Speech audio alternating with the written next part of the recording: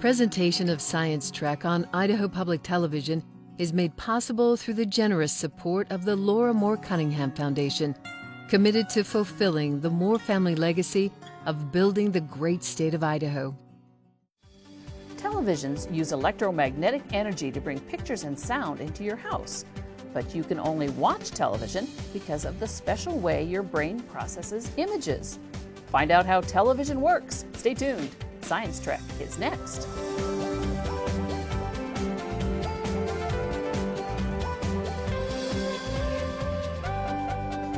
Hi, I'm Joan Cartan-Hansen, and welcome to Science Trek, and welcome to Idaho Public Television's Boise studio. Engineers are standing by to answer your questions about television. And later in the show, we'll try and explain what sound is, and we'll also take you behind the scenes to show you how we make Science Trek. But first, let's learn a little bit more about television. What are you doing? Trying to figure out why my TV isn't working. I can help you understand how television works. Whoa! Before you can understand how television works, you have to understand how the brain processes images, and it starts with dots. If you divide an image into a collection of small dots, your brain can reassemble the dots into something that makes sense. If you're too close, the dots look like, well, a blob. But if you get back far enough, or if the dots get smaller, the image takes shape. Television and computer screens use thousands of dots fused together to make images. These dots are called pixels. The other way your brain processes pictures is if you take a series of still pictures and move them in rapid succession, your brain interprets the image change as movement. A flipbook, animation, movies, and television are all individual frames moving in succession. The images need to move at least 15 frames per second for the brain to process movement. Film is shot at 24 frames per second, and television is shot at about 30 frames per second. Okay, now you understand how your brain processes images, so let's talk about how television was developed. A lot of people had their hand in developing television, but one of the most important inventors came from Idaho. When he was 14, Philo T. Farnsworth got the idea of creating television pictures by dividing pictures into a series of rows. The idea came to him when he was plowing a field. In 1927, he invented a vacuum tube and called it an image dissector, or an early television camera. It could change a picture into a radio signal. Vladimir Zworykin invented a picture tube called a kinescope. It was an early television receiver. It could change radio signals back into pictures. Television started out using an analog system. Analog is the process of taking an audio or video signal and translating it into electronic pulses. You can recognize an analog television because in most cases it uses at least one large vacuum tube. And it's probably that large tube that sticks out the back, giving analog televisions that odd shape. Today, we basically use digital television. In digital television, the audio and video information is broken up into a series of ones and zeros, and that digital stream is sent out as a broadcast signal. Television and radio signals are part of the electromagnetic spectrum, just like light waves. But how does the picture get from the studio to my TV? It's complicated, but here's the basic process. Say I'm standing before a camera. Light waves go through the lens and into a device that's kind of like a prism. It splits the light into a stream of red, green, and blue. Special sensors pick up each different stream, and that information is processed into a digital signal. At the same time, sound waves go into a microphone and are captured by an audio sensor and processed as digital information. The audio and light data are combined and sent as a digital signal to the station's transmitter. The transmitter increases the strength of the signal and broadcasts it over the air to homes everywhere. That digital signal can also be delivered to homes using satellites, through a cable, or via the internet. Once the signal gets to your television or receiver, it's separated. The audio part of the digital signal goes to the audio processor and out the speaker. The visual part of the digital signal is processed into thousands of individual dots or pixels. Now, there are a number of different kinds of digital televisions, but one of the most common is the LED flat screen. An LED flat screen has thousands of individual light-emitting diodes, or LEDs. The video processor sends the data line by line across the screen, telling each individual LED what color it should show and how bright it should be. All those tiny LEDs or pixels together make up the picture. The overall picture with those individual pixels changes about 30 times a second. Light and sound waves emit from the television where your ears and eyes pick them up and your brain puts it all together. And we see it as television? Right. Now, this is a simplified explanation. There's a lot to the science of television, but whether you watch it on a television or you watch it on another device, the process is basically the same. But Idaho Public Television is always broadcasting a signal, so why didn't our TV pick it up? Oh, I figured that out. You forgot to plug it in. Oh. And joining me now to answer your questions about television are two of Idaho Public Television's best engineers. Craig Koster is Idaho PTV's DTV Chief Engineer, and Rich Van Genderen is Idaho PTV's Director of Technology. Thank you both for joining us. Thank you. Thank you, Joan. Okay, let's go to your questions. Hi, my name is Henry. I go to Galileo, and my question is, who made the first TV? Well, that kind of depends on your definition of television. There was a mechanical system that was made in the late 1800s by a European, but the inventor of the television as we know it, which is more of an electronic version, was Philo T. Farnsworth, and he actually came out with the first demonstration of his electronic television version in September of 1927. So that's the one I look at as kind of being the father of modern television. Hi, my name is Mason. I go to Hawaii Harbor Elementary School, and my question is, how do pictures show up on TV? Well, the picture starts out as a pickup device, much as how you're seeing me is in a camera, and that camera turns the picture into an electronic signal. That signal is transferred through various pieces of equipment and eventually to a microwave system up to a transmitter. That signal is then transferred over the air to a pickup device, your antenna, or in a cable system even, and to your TV where it's decoded and created into those pixels that are on the television screen. So it's just a series of electrons and electrical pulses that are transferred through the air. Annabella asked, why does my television picture sometimes break up into lots of little pictures and go weird? Well, sometimes the picture breaks up for a number of reasons, but usually as a broadcast person, I think of it as a disruption to the broadcast wave. Something has caused the wave that we're transmitting to you to be broken up before it gets all the way through your television's tuner and to the display.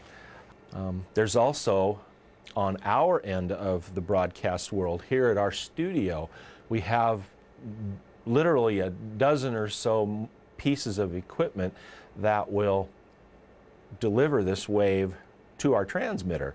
And if any one of those pieces of equipment happens to have a bad moment, or let's say we get a power bump, we used to have that rather frequently here. We would get a bad bump of power from the power company, and that would cause some major disruption to the picture that you saw. It's a disruption of the waves somehow, and the data isn't getting to your tuner in the proper order, and so you'll get a breakup. Hi, my name is Tristan. I go to Hawaii Elementary School. My question is, what is a black and white TV? It's probably the original TV. It was the predecessor to the color TV that you have gotten used to over your lifetime. Black and white TV was much simpler to do and to create at first. It's very similar to, there was black and white film prior to there being a color film process. And it was done because it was the easiest thing and it was what they knew at the time. Obviously, we've come a long way from the black and white television days to now we have high definition TV and ultra high definition TV, all of which will bring us even more lifelike images. An interesting correlation between black and white television that I heard some research come up to say that the reason why people back in the earlier days before color television dreamt in black and white or did not see color in their dreams was because of black and white television. Hi, my name is Adhan and I go to Wilder Middle School. And my question is, how much work goes into setting things up for a live broadcast? Setting up for a live television broadcast is a very extensive process.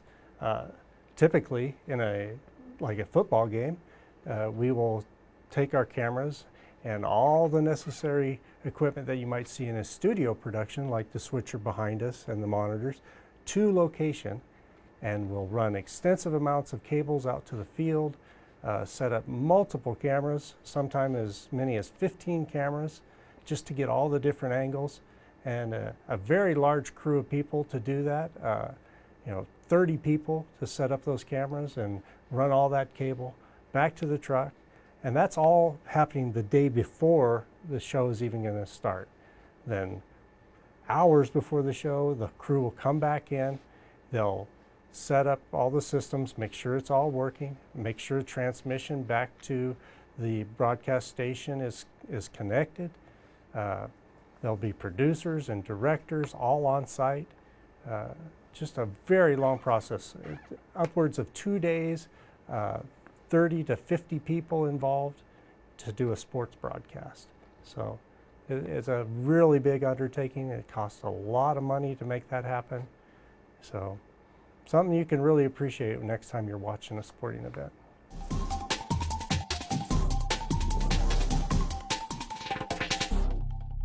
When the Apollo 11 astronauts walked on the moon in 1969, their first steps were televised. Astronaut Neil Armstrong first deployed a television camera and then climbed down the ladder to take one small step for man, one giant leap for mankind. Hi, my name is Ammon. I go to a Y elementary school. My question is, how many kind of TVs are there? Of course, you have the black and white. You have color TVs. You have plasma TVs, LCDs, LEDs. Then there's the formats for the other countries, PAL, CCAM. They're a different format than what we use in the U.S. So, there's at least a dozen, maybe more. Then you have monitors and computer monitors. You can all watch television programming on those as well. So the list is pretty extensive, actually. Joan asks, why can't I see broadcast television on my phone or tablet? Most phones and tablets don't have what we call a TV tuner built into them. That's sort of necessary for you to receive a over-the-air television signal. That'll probably change in the future as the television broadcast signal itself will go through some more changes in the next, I would say probably the next 5 years. You're going to see some very big changes in broadcast TV and the way we deliver things. Maybe at home you might not see a difference, but how we get it to you will change dramatically. But right now, there's no tuner inside your device and no antenna really that can pick it up. Hi, my name is Bridget and I go Galileo. And I'm wondering, how do you make the show Science Trek? Well, I think this next question is really more for Joan. Oh, okay, well, let's see if I can explain how we make Science Trek in 60 seconds. Months before a new school year starts, I start doing research. I talk with teachers, scientists, and do more reading. We pick the topics for the season, and then I write. And I find our guest scientists, and I write, and I write, and I write some more. Then we collect questions from students all over the world. And then next, we pose the questions to our scientists. Here are our two television experts answering questions. Say hi, guys. Hey. We videotape the kid actors who appear in our video shorts. Cassandra, who is our graphic artist, works on all the animations and words you see on the screen. Hi. Next, we record my voice for the setup piece and the promos. Then Al, our director, starts editing the show, putting your questions together with the scientists' answers. He also edits all the other visual elements, sound effects, and music. It takes him about 3 weeks to put together a show. Janessa adds closed captioning to the program. The folks in traffic get the show into the system, and the folks in master control put the show on the air.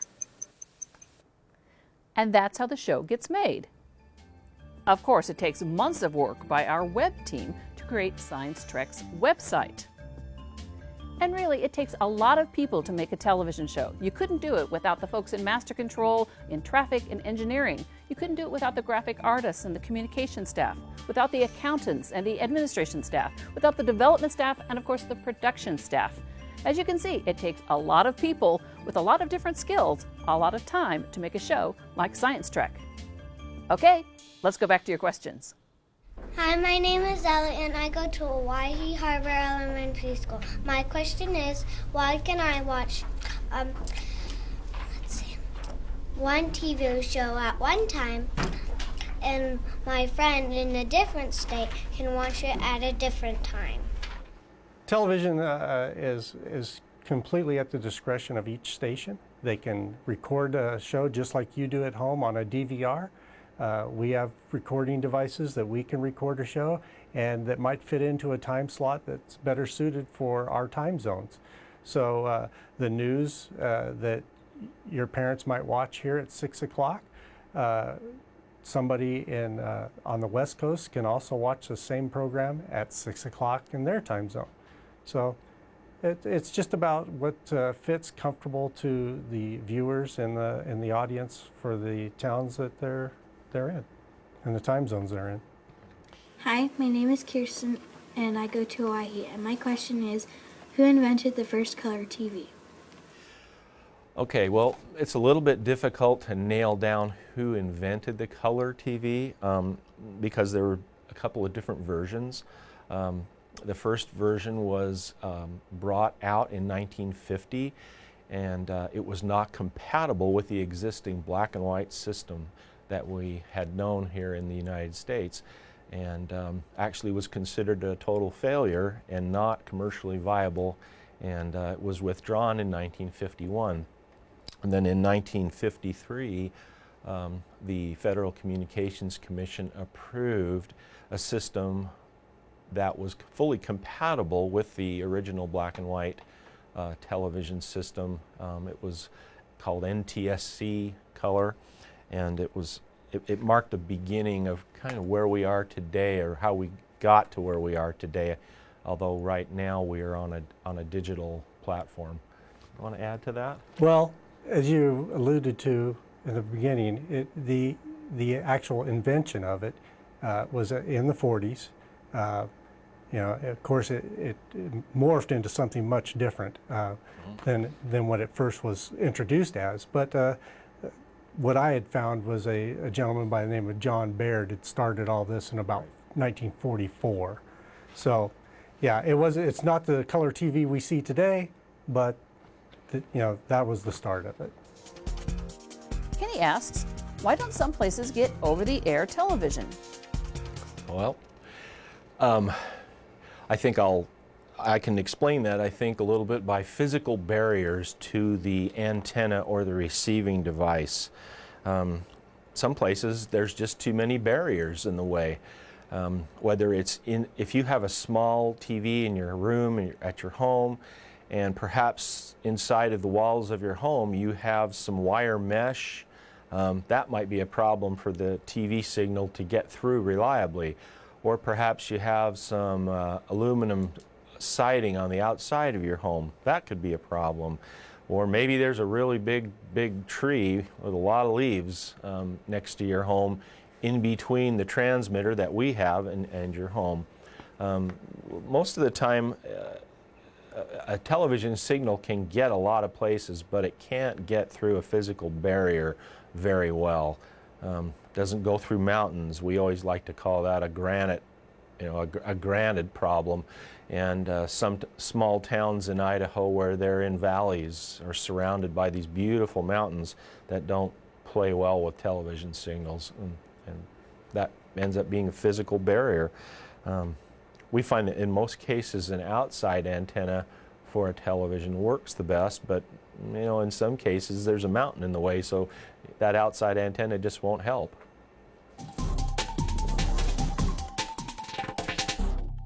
Sound is a fundamental part of television. But what is sound? Well, let's find out. Sound is a form of energy, like light or electricity. Sounds are made by small vibrations called sound waves.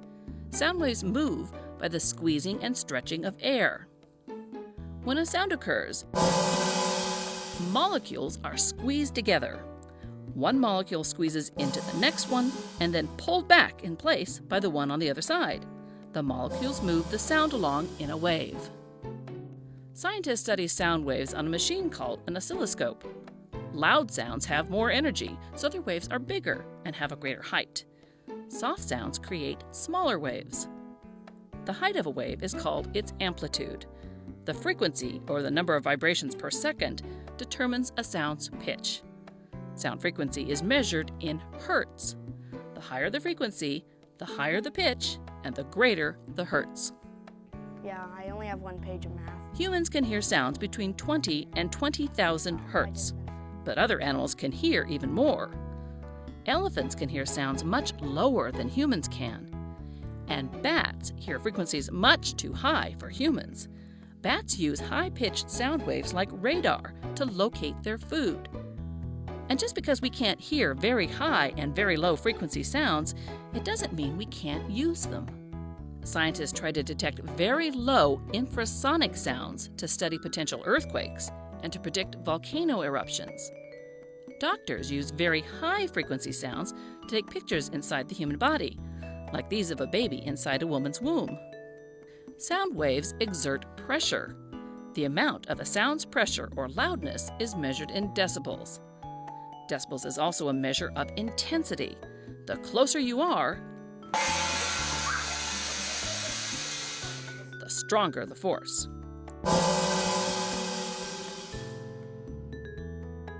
So say you're standing next to leaves in a light wind. That sound would measure about 10 decibels. A toilet flush is about 67 decibels. Your hairdryer is about 80 decibels. And the space shuttle taking off is about 200 decibels.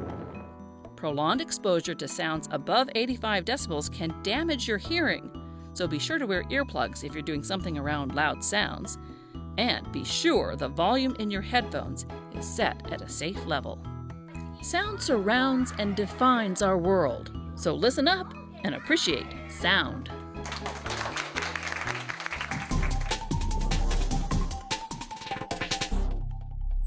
Hello, my name is Jack, and I go to Hawaii Elementary School. And my question is, how does the sound come out of the TV? Well, the short answer would be speakers. Same kind of speakers that you might have on your in your tablet or your phone. Speakers are an electromechanical device that allows electrical energy to be transmitted through the air as sound waves. That's a whole different kind of a wave, but essentially it's a speaker. The digital signal that we broadcast has some of the data, the bits, are devoted to the sound. And your tuner knows what to do with that sound portion of the data, and it decodes that, puts it through a little amplifier, and you hear it through your speakers. Rebecca would like to know, how many pixels does the average TV have? Well, it's time for a little math. So if you count up the pixels, it would be 1080 by 1920. So 1080 by 1920, which comes out to over 2 million, or what's referred to as megapixels when you get to that many, 2.1 megapixels. If someone is interested in becoming a television engineer, what should he or she study in school? In this day and age, if you know computers really, really well, and I mean you have to know them well and you have to understand how they connect to the rest of the world, networking is a big, big plus. If you have a good mechanical, electronic background, I would take, I'm always a proponent of good math classes and physics classes. Not just somebody who can sit down and work at a keyboard or play a video game. You have to understand what is it that goes into that. What's the code that created that game, and how did that code get derived? I guess I'm just a basics kind of guy. I think if you have good math, good science background, communications background, computer background, you could find many. There's a lot of people that go into these broadcasts that we present to you, and everybody has a different part to play. When we all play our part well, you get a good product to see. Sometimes if we have a mistake, well, then it's not so good. Craig, why did you want to be a television engineer? I think becoming a television engineer was not so much a choice of mine, but it chose me. I got most of my training in the military, and through that process, I was actually I joined the military, and I was going to be a photo processing specialist. And I had a guidance counselor that basically, when I was going through basic training, seeing that I had a real aptitude towards electronics, and actually steered me into this.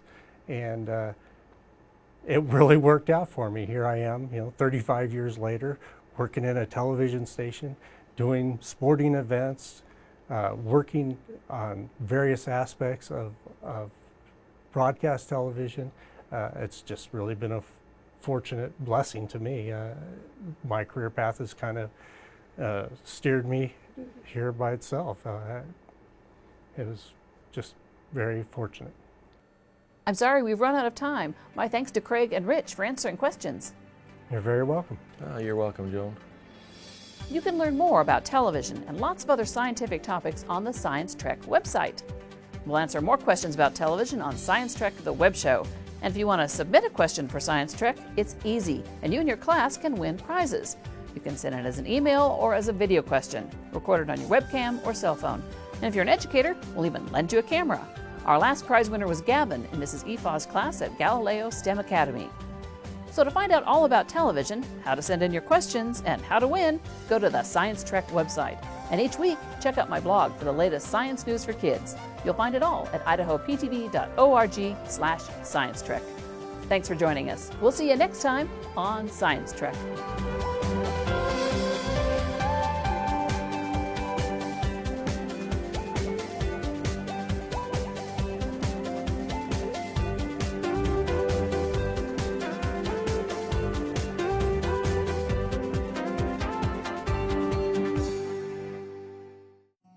Presentation of Science Trek on Idaho Public Television is made possible through the generous support of the Laura Moore Cunningham Foundation, committed to fulfilling the Moore family legacy of building the great state of Idaho. If you want to learn more about this topic or watch our videos, check out the Science Trek website at idahoptv.org/science-trek.